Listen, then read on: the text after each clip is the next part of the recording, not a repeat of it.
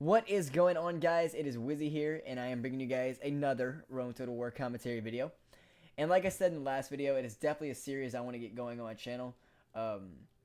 It's a game I really enjoy playing, on my free time. So basically, in this video, what I'm gonna do is I'm gonna get more and more into the tactics of Rome Total War and some of the advanced stuff that you're gonna see me using in this video.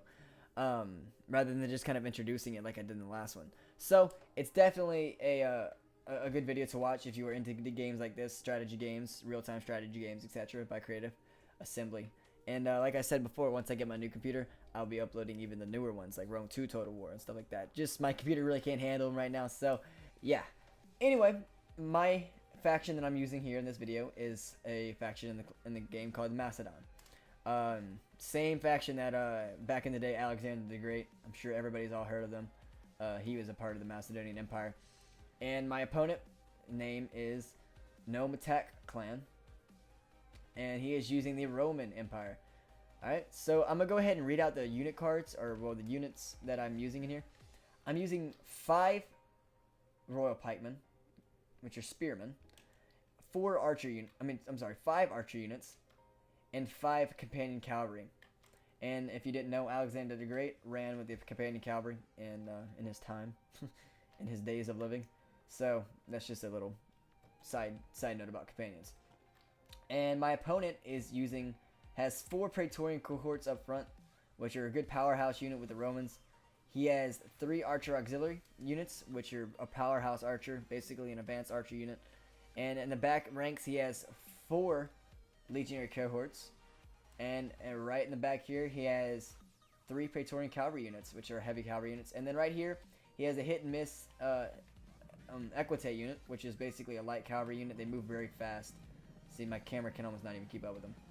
So that's just a basic thing. Okay, so right here, what's going on? I am using a tactic called a phalanx charge. Basically, the purpose of a phalanx charge is to prevent these units from throwing what they have called pula. See those javelin-looking things? It's basically to prevent them from using that effectively. As you can see, I was in their face by the time they got the chance to throw it. So my casualties aren't going to be as much as what theirs are at this point.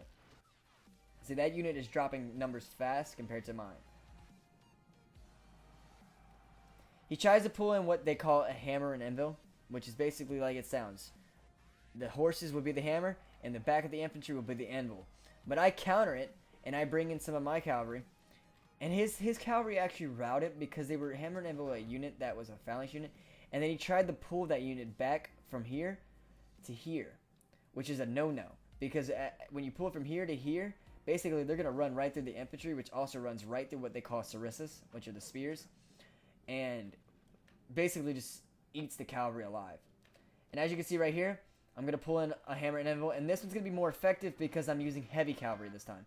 And as you can see, that unit starts to flee.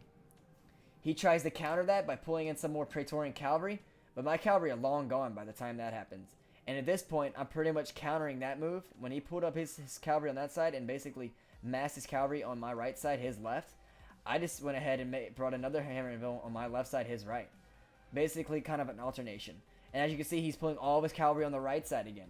And you're going to see me alternate again with this cavalry unit. I'm going to pull this one back up and then finish this unit off right here with 60 remaining men.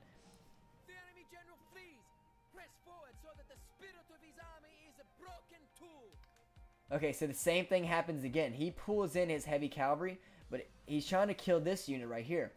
But he's bringing in this heavy cavalry right into these sarissas. And as you're going to see, this unit routes, and then the rest of these two route. And this one's about to route as well. It's what you call a chain route in Rome Total War. As you see, this unit was definitely massacred, and this unit doesn't have much to tell the tale either.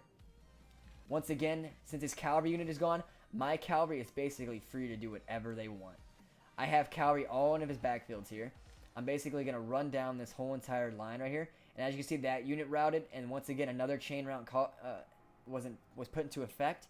And now there's going to be a massive route right down the main line with his infantry, as you can see here. And now it's just up to my cavalry to just pretty much eat up and destroy the rest of his forces. So my opponent really doesn't have anything else really going for him. He'll actually be admitting defeat here within the next, I don't know, 3 or so minutes.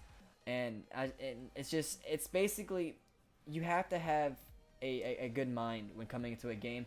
one thing I did was I didn't underestimate my opponent. I'm sorry for the stutter.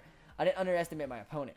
I used the tactics that were needed against a Rowan force, which is a phalanx charge and then lots of cavalry. As you can see, I powered with cavalry. I even had one unit sorry, let's let that finish. I even had this companion cavalry unit in reserves. This companion cavalry, this particular unit of companion cavalry never saw action until the final parts. I'm just using them to sweep up at this point. So they are still a really healthy unit compared to these over here, which only have 42, maybe 30. But these are doing very fine. So I kept some reserves. And as you can see, I have a large archer component. Basically, my archer component was there to just demoralize his troops tremendously. And they did just that. It's got a little bit of lag here. Just hang on. Alright guys, so I'm back. I had a little bit of a lag issue going on there with the video. But as you can see, this is pretty much the end of the battle. All of his units are in the backfield right there routing. My opponent actually admits defeat, and that was the only real unit he had left. So I can understand why he admitted the defeat, because he had nothing really going for him. And as you can see, I did score a heroic victory right there. You can read the stats for yourself. If you enjoy this type of video, just leave a comment in the description below, and I will continue to make these. It won't be a problem at all. It's just, like I said, this is a good game that I really love playing every now and again. And it's a great series if you want to learn more about strategies and stuff like that for real-time strategy games just like this one. Other than that, it's basically it, guys. Make sure you leave a like in the description and a comment. Leave a like and a comment on what else you want to see in the future. And I hope you guys enjoyed. Also, if you guys did not know, I am now partnered with a network called Freedom.